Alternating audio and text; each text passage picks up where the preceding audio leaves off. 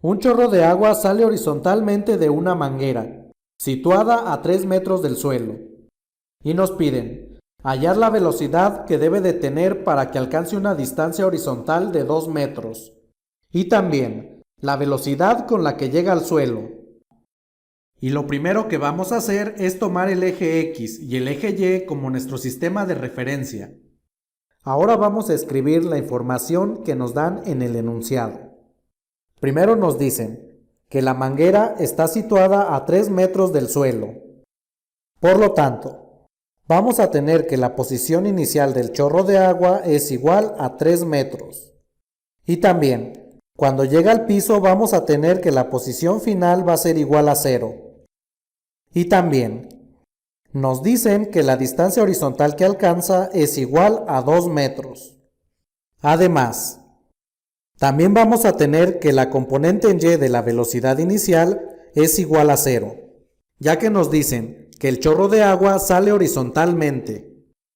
Y también, otro dato que siempre vamos a conocer en este tipo de problemas es la aceleración gravitacional, que vamos a tomar como menos 9.81 metros por segundo al cuadrado. Como observación, el signo negativo es debido a que esta cantidad siempre apunta hacia abajo, y ya que nosotros elegimos que hacia arriba sea positivo. Y con esta información, nos piden calcular la componente en X de la velocidad inicial. Y también nos piden calcular la velocidad con la que llega al suelo, que vamos a denotar como v subíndice f. Y para calcular lo que nos piden, vamos a usar las ecuaciones del movimiento en 2 dimensiones. Y recordemos que en el movimiento horizontal tenemos un movimiento rectilíneo uniforme, es decir, la velocidad permanece constante. Y en la dirección vertical vamos a tener un movimiento uniformemente acelerado. Y en esta dirección corresponde al movimiento en caída libre. Y primero vamos a calcular la componente en X de la velocidad inicial. Y si observamos, de la ecuación del movimiento horizontal, para poder calcular la componente en X de la velocidad, necesitamos conocer la distancia y el tiempo. Pero solo conocemos la distancia horizontal. Por lo tanto, para poder calcular lo que nos piden, también debemos de conocer el tiempo t, que es el tiempo que tarda en caer el chorro de agua. Entonces, vamos a calcular el tiempo t. Y para eso, vamos a elegir la ecuación número 1 del movimiento vertical, ya que conocemos la posición final, la posición inicial, la componente en y de la velocidad inicial y la aceleración. Y queremos conocer el tiempo t. Y de esta expresión vamos a despejar a la variable t. Pero antes de eso, vamos a reducir esta expresión. Entonces, en el lado izquierdo, sabemos que la posición final es igual a 0, igual a la posición inicial, más la componente en y de la velocidad inicial. Pero esta cantidad es igual a 0, por lo cual, al momento de multiplicar 0 por t, esta cantidad me va a dar igual a 0. Entonces no es necesario escribirla. Y nos va a quedar más 1/2 de la aceleración por el tiempo al cuadrado.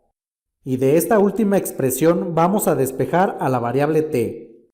Y tenemos que el tiempo t va a ser igual a más menos la raíz cuadrada de menos 2 veces la posición inicial entre la aceleración. Puedes ver en otro video cómo despejar esta variable. El link está en la descripción. Y si observamos, vamos a tener dos valores para el tiempo t, una cantidad positiva y otra negativa. Pero recordemos que el tiempo es una cantidad positiva. Por lo tanto, solo vamos a tomar la raíz cuadrada positiva. Y ya que hemos despejado esta variable, vamos a sustituir los datos. Y tenemos que el tiempo que tarda en caer va a ser igual a la raíz cuadrada de menos 2 que multiplica a la posición inicial. Es decir, que multiplica a 3 metros. entre la aceleración, que es igual a menos 9.81 metros por segundo al cuadrado. Y al realizar las operaciones, la raíz cuadrada de esta cantidad es igual a 0.78 segundos, redondeado a 2 decimales. Por lo tanto, el tiempo que tarda en caer el chorro de agua es igual a 0.78 segundos. Continuamos. Ahora, ya que hemos calculado este tiempo, vamos a poder calcular la componente en x de la velocidad inicial. Y para eso, vamos a usar la ecuación del movimiento horizontal. Y como ya está despejada esta variable, es decir, la componente en x de la velocidad, solo vamos a sustituir los datos. Y tenemos que la componente en x de la velocidad inicial es igual a la distancia de, es decir, 2 metros, entre el tiempo, que es igual a 0.78 segundos. Y esta operación es igual a 2.56 metros por segundo, redondeado a 2 decimales. Ahora, vamos a calcular la velocidad con la que el chorro de agua llega al suelo. Si observamos, nos piden la velocidad con la que el chorro de agua llega al suelo. Es decir, nos piden la magnitud de la velocidad final.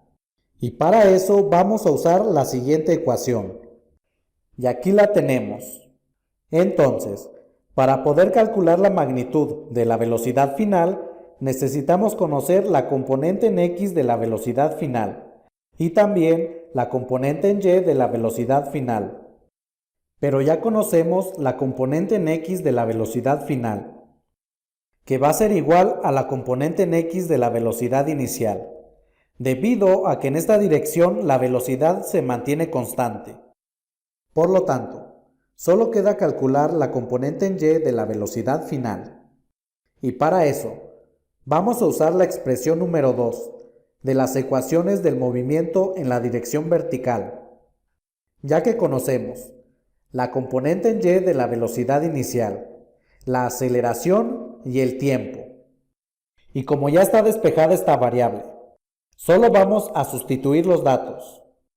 Y tenemos que la componente en y de la velocidad final es igual a la componente en y de la velocidad inicial.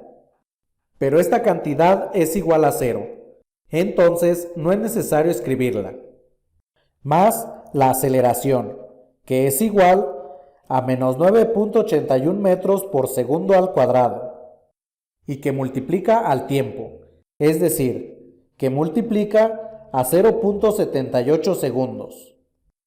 Y esta operación es igual a menos 7.65 metros por segundo, redondeado a 2 decimales. Como observación, el signo negativo es debido a que esta componente de la velocidad va dirigida hacia abajo. Ahora, ya que tenemos esta variable, vamos a calcular la magnitud de la velocidad final. Y para eso, solo vamos a sustituir los datos en esta expresión. Y tenemos la magnitud de la velocidad final, igual a la raíz cuadrada de la componente en x de la velocidad final, elevada al cuadrado. Pero esta cantidad es igual a la componente en x de la velocidad inicial. Es decir, igual a 2.56 metros por segundo. Y todo esto elevado al cuadrado, más la componente en y de la velocidad final, es decir, menos 7.65 metros por segundo. Y todo esto elevado al cuadrado. Y al realizar las operaciones, es igual a 8.07 metros por segundo, redondeado a 2 decimales.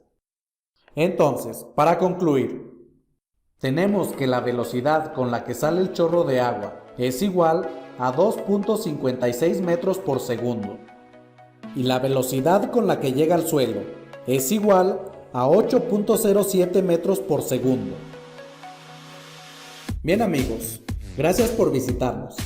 Si te gustó este video, suscríbete y compártelo. Más de este tema en virtual.lat.